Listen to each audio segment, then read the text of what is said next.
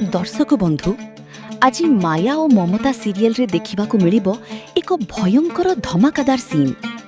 पल्लवी एकुटिया छिड़ा होई किछि गभीर चिंता करुथिला।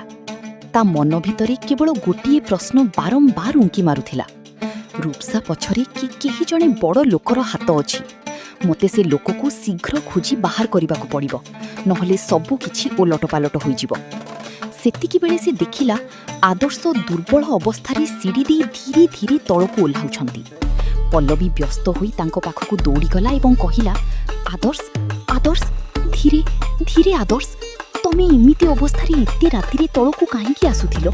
जदि पानी सरी जाइथिला मते कहिथांतो, मु नेकी जाइथांती। आदर्श किछि समय अटकी गले एवं अभिमान भरा स्वररे कहिले, तमे रूमरे नथिलो ना? आउ केते जोररे चिलेकी डाकिथांती तमकु। सेथिपाई तो कहूथिली तमे रूम को चली आस। दुहिंको मध्यरे एही कथाबार्ता चलीथिबा बेले हठात सेठारे रूपसा आसी पहुंचिला। ता ओठरे एक व्यंग्यात्मक हस खेलुथिला। से पल्लवी को चाहि कहिला, खूब भल, मते बहुत खुशी लागिला पल्लवी, जेहेतु तू आदर्शंको रूमरे नथिलु। ता माने मु तते जेतिकी खराब भाबिथिली तू प्रकृतरे सेतिकी खराब नुह। रूपसार एही कथा पल्लवीर मनरे आहुरी संदेह सृष्टि कला। कौन पल्लवी रूपसार असल मुखा खोली पारिबी? आपणको कौन लगुछि कमेंट करी निश्चय जणांतु। वीडियोटी भल लागिथिले लाइक करंतु एवं आगको एमिति रोमांचकर अपडेट पाई आम चैनल को सब्सक्राइब ग्रहण करंतु।